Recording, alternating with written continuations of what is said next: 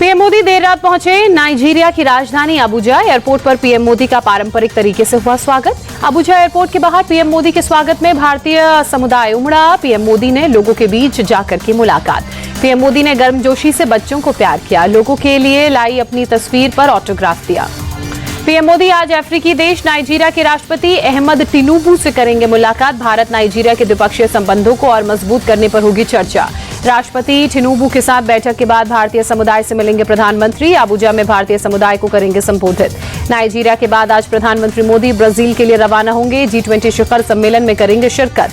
PM Modi से मिलने के लिए रियो डी जेनेरियो में भारतीय समुदाय उत्साहित। पारंपरिक तरीके से हो रही है स्वागत की तैयारी।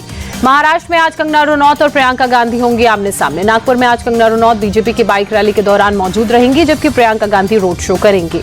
महाराष्ट्र में केंद्रीय गृह मंत्री अमित शाह का तूफानी चुनावी दौरा। गढ़चिरौली, वर्धा, नागपुर ग्रामीण और सावनेर में करेंगे जनसभाओं को संबोधित। यूपी के सीएम योगी आदित्यनाथ आज महाराष्ट्र में 3 जनसभाओं को करेंगे संबोधित। कोल्हापुर, कराड़ और भोसरी की रैलियों में करेंगे शिरकत। एआईएमआईएम चीफ असदुद्दीन ओवैसी का मालेगांव की जनसभा में पीएम मोदी पर डायरेक्ट अटैक। कहा, मोदी चाहते हैं वक्फ की जमीन कैसे छीन ली जाए। ओवैसी ने कहा, पीएम मोदी अब शेख बन चुके हैं। लिमिटेशन का कानून वक्फ पर लागू कर रहे हैं। मोदी, शिंदे और अजीत पवार वक्फ की संपत्ति खत्म करने की साजिश कर रहे हैं। बीजेपी की फायरब्रांड नेता माधवी लता ने मुंबई में ओवैसी को करारा जवाब दिया। कहा, हैदराबाद में 80% वक्फ की जमीन एआईएमआईएम वालों ने हड़प ली है।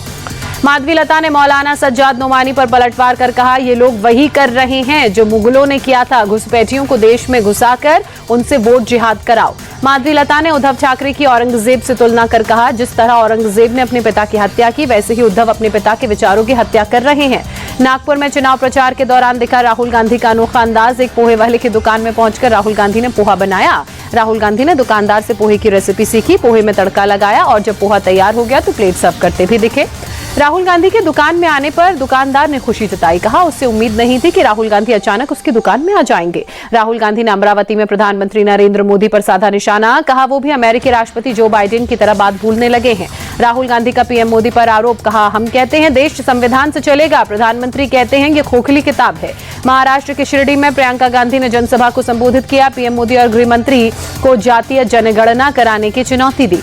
महाराष्ट्र कांग्रेस ने जयश्री पाटिल को 6 साल के लिए पार्टी से निकाला। सांगली से निर्दलीय चुनाव लड़ने पर एक्शन। महाराष्ट्र चुनाव आयोग का एक्शन। ठाणे में सीएम शिंदे, अमरावती में राहुल गांधी, रायगढ़ में शरद पवार। हेलीकॉप्टर की जांच इनकी की गई। रांची में मल्लिकार्जुन खड़गे ने प्रधानमंत्री मोदी पर साधा निशाना। पूछा, पीएम मोदी छोटे राज्य के चुनाव में इतना घूमते हैं, क्या अब जिला पंचायत के चुनाव में भी घूमेंगे?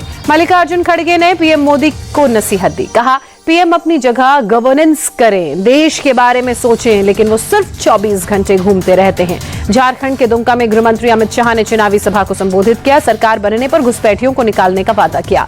अमित शाह ने सीएम सोरेन की कार्यशैली पर सवाल उठाए और कहा कि वो रोटी, बेटी और माटी की रक्षा नहीं कर सकते।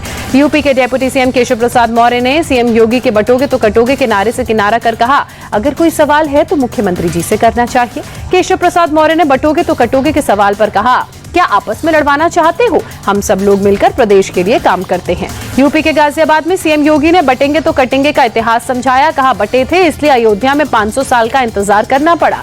गाजियाबाद के विजयनगर में सीएम योगी ने करीब 1.5 किलोमीटर लंबा रोड शो किया। उपचुनाव में बीजेपी कैंडिडेट संजीव शर्मा के लिए वोट अपील की।